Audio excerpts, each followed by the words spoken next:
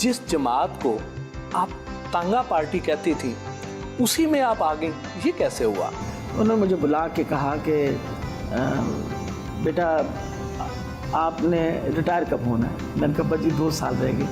तो कहते हैं आपने सियासत में जाना है, ये तो पक्की बात है। मतलब ये तो उन्होंने तय किया था नहीं मैंने सियासत में जाना है। तो कहने लगे कि अब हमारे पास पीपल्स पार्टी में जगह नहीं है। मैंने कहा जी आप क्यों ऐसी बात कर रहे? कहते नहीं, जो 2 मार्शल लॉज ना कर सके, बिगाड़ सके पीपल पार्टी का, वो एक ज़िम्मेदारी नहीं कर रही। तो मैंने अब्बा जी से कहा कि अब्बा जी फिर मैं कहाँ जाऊँगी? तो उन्होंने मुझे कहा कि आप इमरान खान का सोचिए, 2008 की बात कर रही हूँ, आप खुद सोच सकते हैं किस लेवल पे थी। और मैंने उनकी बड़ी हैरानी से शक्ल देखी। मैंने कहा जी are you sure?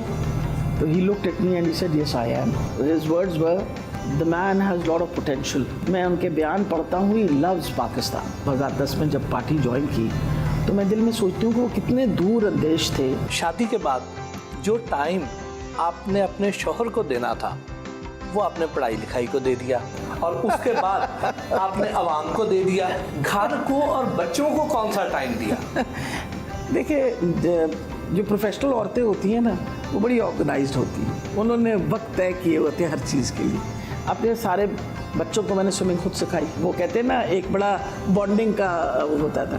Table tennis खेलना सिखाया, फिर उसके बाद उनको नेचुरली होमवर्क भी कराना, सब कुछ कराना। मियाँ मेरे ने बहुत कुर्बानियाँ दी, लेकिन उन्होंने सारी ज़िंदगी मुझे सपोर्ट किया हर चीज़ में। जो भी मेरी एक्टिविटीज़ होती थी, तो मेरे सारे बच्चे मेरे साथ हुआ करते थे। We had lot of quality time together. माशाल्लाह अब तो मेरे 4 बच्चे they are very well settled. बेटी मेरी बड़ी डॉक्टर है, she is a gynaecologist, she is in England at the moment. बड़ा बेटा जो है पायलट है, दरमियान वाला स्टेट ऑयल में काम करता है, छोटा वाला जो है he is working with McKinsey.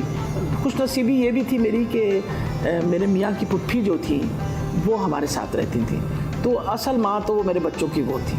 जितनी आप अथॉरिटेटिव हैं, शायद यही वजह है कि आपके खामन शिकायत करने की जुर्रत भी नहीं करते। नहीं, मेरा ख्याल है ये भी गलत फहमी है। मसला ये है कि शादी, मैं इस बात में बिलीव करती हूँ, it's a partnership.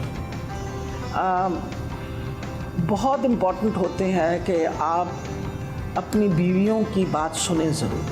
My husband is a very very वो सेंसिबल ह्यूमन बीइंग। अगर वो जो चीज़ ना माननी हो तो वो नहीं मानते बिल्कुल, लेकिन हम हमेशा बैठ के डिस्कस करके और फिर इसके ऊपर बात। लेकिन ये है कि उन्होंने हमेशा सपोर्ट मुझे ज़रूर किया। ये जो फातिमा जिन्ना मेडिकल कॉलेज है, उसमें क्या ऐसी ख़ास बात है कि वहाँ से यास्मीन राशिद हो या फिरदौस आशिक अवान हो, वो एक दबंग सियासतदान बन के निकलती है। आपका एल्मा मैटर बड़ा इम्पोर्टेंट होता है। हमारी कॉलेज के अंदर हर किस्म की एक्टिविटी होती थी। जिस ज़माने में मैं थी, इतनी रोबस्ट हमारी स्टूडेंट्स यूनियन हुआ करती थी। उसके अलावा आपका ड्रामेटिक क्लब होता था, फिर आपकी हर साल एक एनुअल निकलता था, स्पोर्ट्स डे बहुत विग्रस हुआ करता था। मतलब हर किस्म की एक्टिविटी हुआ करती थी। तो मैं तो अगर आज किसी को क्रेडिट अपनी जो भी मैंने ज़िंदगी में हूँ, तो बहुत बड़ा क्रेडिट जो एज अ डॉक्टर मैं कहती हूँ, अगर फातिमा जिन्ना की जो मेरी बेसिक एजुकेशन थी वो इतनी स्ट्रॉन्ग थी कि आप सोच भी नहीं सकते। स्टूडेंट पॉलिटिक्स हो या डॉक्टर्स पॉलिटिक्स हो, आप हमेशा इलेक्शन लड़कर अहम ओहदों पर पहुंची। क्या वजह है कि 2018 के इलेक्शन में आपने फिर रिजर्व सीट कबूल की? एक दफ़ा नहीं हारी, उस सीट से मैं 3 दफ़ा हारी हूँ। वजह ये है कि वो सीट जो थी वो नून लीग बातें कहते थे कि ये हमारे गढ़ है और यहाँ कोई इलेक्शन नहीं लड़ सकता। खान साहब ने तो मुझे इसलिए वहाँ भेजा था कि वो कहते थे कि this must not be an uncontested seat, this must be a properly contested seat. मैं हंस पड़ी थी जब पहली दफ़ा उन्होंने मुझे कहा कि आपने उधर लड़ना है। तो मैंने उनसे कहा क्योंकि मैं तो यहाँ तैयारी की हुई थी एक अपनी पीपी की। तो मुझे कहने लगे कि डॉक्टर साहिबा खड़ा तो मैं किसी को भी कर दूँ। मैंने उनसे हंस के कहा कि जी आपको कुर्बानी का बकरा नहीं मिला? तो हंस के कहने, मैंने कहा आपने बकरी ढूंढी। तो ही वॉज वेरी हैप्पी। और माई फर्स्ट परफॉर्मेंस पर उन्होंने दूसरी दफ़ा भी मुझे टिकट दिया।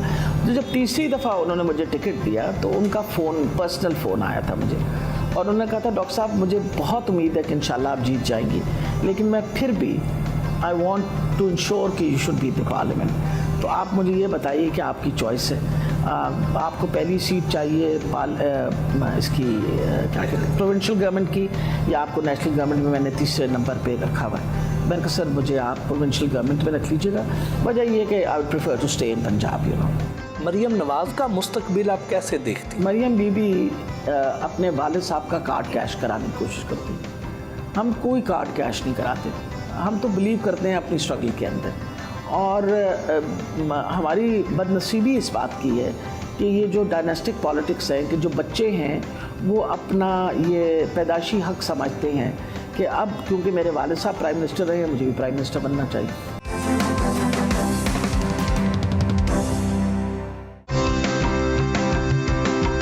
घर से मिनिस्टर सेक्रेटेरिएट के लिए रवाना हुई।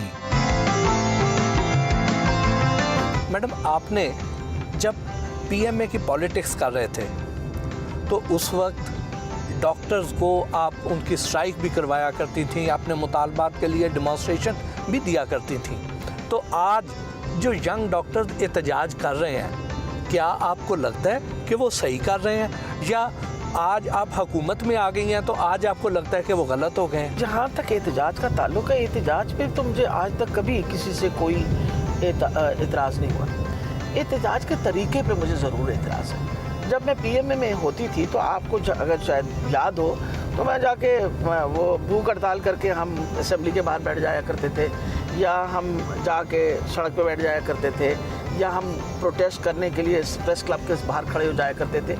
हम अस्पताल नहीं बंद किया करते थे। इम्पॉर्टेंट ये चीज़ है कि इन अस्पतालों में गरीब लोग आते हैं, गरीबों के अलावा तो कोई नहीं और आता ना। असल में सड़क पे निकलना और सड़क पे जाके बैठना बड़ा मुश्किल काम होता है। मुझसे पूछिए ना जो बैठी रही है सारी ज़िंदगी, जब आप ज़मीन पे जाके बैठते हैं ना 2-4 घंटे तो टांगे भी सीधी नहीं होती और कमर भी सीधी नहीं होती। हम जब बैठा करते थे तो फिर 4 घंटे किस मुश्किल से गुजरते थे हमें पता है। आपकी सारी प्रैक्टिस इस्टेब्लिश इस वजह से होती है कि आप एक सरकारी अस्पताल में काम कर रहे हो। भैया आप नहीं आना चाहते, आप सोचते हैं कि तनख्वाह आपके लिए कम है, तो प्राइवेट सेक्टर में हज़ारों जगह पड़ी हैं, आप चले जाए वहाँ। हमें तो कोई इतराज़ नहीं है। मैं जब पब्लिक सेक्टर में आई थी, मैं इंग्लैंड से जब वापस आई हूँ तो मेरी 30,000 रुपये तनख्वाह थी। आई हैड अ चॉइस कि मैं इंग्लैंड में रह जाती। मैं नहीं रहना चाहती थी, मैं पाकिस्तान वापस आके अपने यहाँ प्रैक्टिस करना चाहती थी। तो आप यकीन करें कि हम तो अस्पताल के अंदर कभी सोच ही नहीं सकते थे कि सुबह 8 बजे ना पहुँचें। ये नामुमकिन सी सोचती कि भाई 8 बजे आप अस्पताल ना पहुँचें, और ये भी नामुमकिन सी सोचती कि 2:30 बजे से पहले आप निकल जाएंगे अस्पताल से बाहर। अब तो हालत ये हुई भी है कि सर्विस जो की हैं उनके ऊपर अफसोस से कहना पड़ता है कि जो सीनियर लोग हैं वो कई 2 घंटे के लिए आते हैं, कई 1.5 घंटे के लिए आते हैं, कई 15 मिनट के लिए आते हैं, और कई आते ही नहीं हैं। मैनेजमेंट बेहतर करने की हद तक तो बिल्कुल ठीक है, लेकिन ये जो टेस्टों की फ़ीसें बढ़ा दी गई, जो एमरजेंसी में जो मुफ्त अद्वियात मिलती थी वो मिलना बंद हो गई। जहाँ तक फ़ीसों का ताल्लुक है, जो पहले भी टेस्टों की फ़ीसें ली जाती थी, अस्पतालों के अंदर यूनिफॉर्म टेस्ट की फ़ी नहीं थी। हमने सारी जिन जिन अस्पताल ले रहे थे उन सारों को इकट्ठा करके एक यूनिफॉर्म टेस्ट की फ़ी ली। उसमें ज़रूर थोड़ी सी बढ़ी हैं फ़ीसें।